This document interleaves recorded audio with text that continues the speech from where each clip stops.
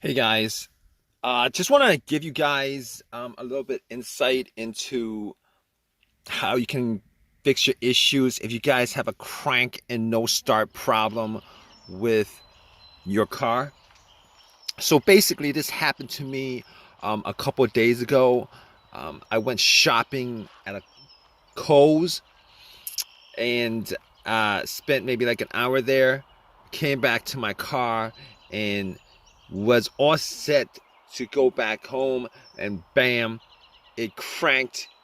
Everything else worked. Everything worked. It cranked, but it didn't. It didn't. It didn't crank over. It didn't start, and I must have cranked it about 5 times, and it would crank each and every time, but it would not turn over. It would not start. Now, when that happened, I thought maybe it was maybe a glitch, something that I could resolve. Uh, so what I did was pretty much what like probably like what a lot of people did. They, what I did was I changed the shifter to different gears. Shifted to, shifted from park to neutral to reverse, and pretty much try to start it that way. Pressed the accelerator a couple of times, try to start that way, and none of that actually worked. None of that worked. So at that point, I thought it could be the battery, but I did change out the battery um, relatively recently, probably like 6 months ago. It had that issue where there was a no crank, no start issue, so it's like totally different from this issue. But regardless, I turned on the headlights just to see whether it was the battery that was the issue or not. Went out, checked the headlights. The headlights were rather strong. And at that point, I was thinking it probably wasn't the battery, because I was crossing my finger like you guys are probably at this point for like a quick fix. So basically, after that, I opened the hood up and looked at the battery compartment, battery area. Now, here's the thing about it. All right, the car was cranking pretty strong. All right, I was thinking that may have been a battery, still under warranty. I could just change it out, pop another one in, problem solved. But I, you know, I the car was cranking very, very strong. The headlights were very, very bright. Did not think it was the battery at that point, but I was looking at terminals. They looked like they were pretty corroded. And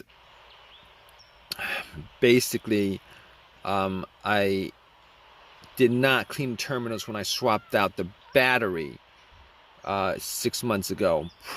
Probably like I should have done. So basically, I had a couple cans of Coke.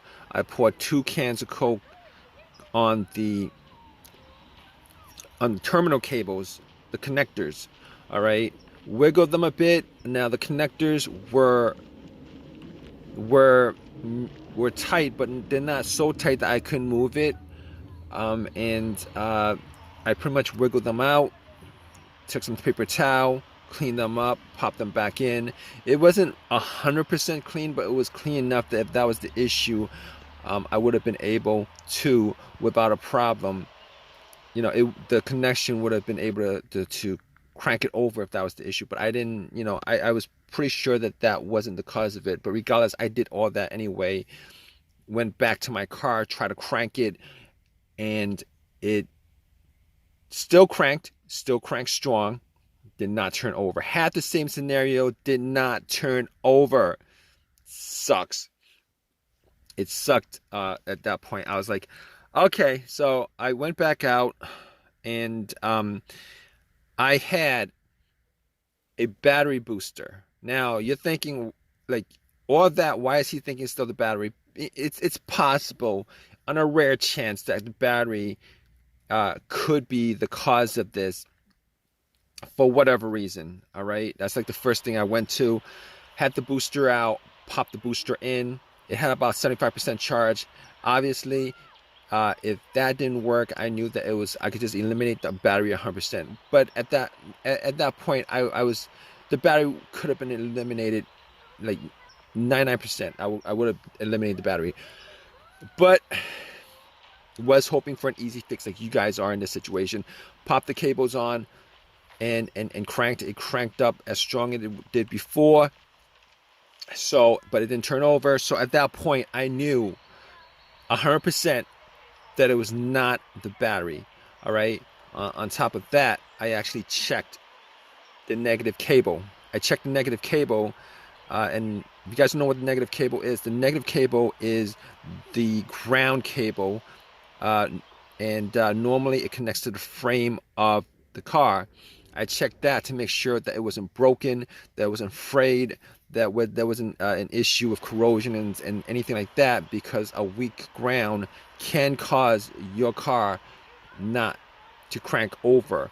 But normally in those kind of situations, it's because the connection is weak, and you would still have a weak crank. Your conductivity would be very weak, and you know, test like the headlight would show you that you would get a dim light instead of a strong light. In this situation, I was getting everything was working fine as it should. The cranks were strong. The headlights were very bright. So at that point, I knew that it was not the things that I could eliminate at that point were I could eliminate 100% the battery. I could eliminate 100% the ground cable. I could eliminate 100% the alternator, even though in situations like this, the alternator would not normally be one of those things that would be on my elimination list. All right. Normally, if the alternator was the issue, the car would have died out with the engine running, or would have died out with the engine with the car on the road while driving. That's 100% of the time. Well, not 100% of the time, but normally that would be the case. Or there would be a no start situation because it was running on the battery and the battery just died out. But the test for the alternator was if you put like an outside power source like a booster or cables on to the car, and if the alternator was the issue, you'd be able to turn it over, and then when you take the cables off, the alternator would die out. So I could eliminate the alternator 100%. So basically, I can eliminate all those things out of the way. All right. So still had that same situation, and then it pops up in my head that it occurred to me that uh, uh, I had there could be a bunch of other things that could be causing it. Manifold sensor, throttle position sensor, camshaft position sensor, crankshaft position sensor, a whole variety of things that could possibly be causing the crank but no start issue. Okay, it's a crank but no start, because I was getting a crank on the car each and every time, and I must have tried that at least 15 times to crank it up. It would crank very strong each and every time. All right, but here's the thing. Here's how I eliminated all those things, and you could do that too in this situation. All right, I noticed that there was not a check engine light. There was no check engine light on the dash at all. There was no check engine light on the dash at all. So immediately, I was able to eliminate the mass airflow sensor, the throttle position sensor, the crankshaft position sensor, the camshaft position sensor, and anything else that has a sensor connected to it that could generate a code in the car's computer. But I also had an OBD2 reader, and just to make sure that that was the case, that it wasn't any of those things that was causing it, I actually plugged it in. Now, there's also one other reason why I did plug in the OBD2 reader, and the other reason is sometimes if the computer is not reading the car, it's not connected to the car itself or the components of the car, it could cause a crank but no start situation. All right, and you could test that out with an OBD2, a cheap OBD2 that you could get from Walmart for 20 bucks. If you plug it in, and somewhere, sometime when it's when it's reading the codes, it doesn't analyze it all the way. It stalls on when it's reading. On the OBD2, if it doesn't read, if it doesn't analyze, give you a breakdown of codes, monitors read, etc., etc. Normally in these situations, it means that there's a disconnect between the car and the and the computer itself, the ECU, ECM, PCM, all those things are the car's computer. Now, I plugged it in, it scanned it all the way through 100%, gave me a whole readout of everything. Obviously, as I thought, there were no codes, all the monitors were good, everything was, it gave me a readout. So once it gave me a readout, I was sure that there was no, I was like 99% sure that it wasn't any of those things that had a sensor connected to it. Now, here's the thing about it. I did take the cables off the battery, and that would actually, you want to do that before you take the cables off the battery. But because I had no check engine light, I was 100% sure that it wasn't any of those things. 100%, okay? So basically, I was left with a couple of things that could be causing the crank but no start situation. All right. As far as easier things that I could just resolve on the spot, if there was an AutoZone close by, fuses, relays, possibly the ignition switch, possibly the fuel pump.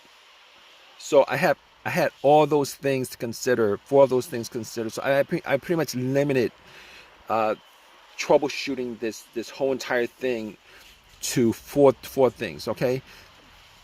So I popped up the fuse. I was looking at all the fuses just to see whether there were any kind of signs of a burnt fuse, brownish on the top or something like that. Any kind of smell of a burnt plastic or something like that. I could. Everything looked fine as far as the fuse was concerned. I did not have a fuse tester on me. I could not test out every one of the fuses, but all the fuses looked fine. All right, which pretty much brought me to the fuel pump and the relays. All right, here's the thing with the fuel pump.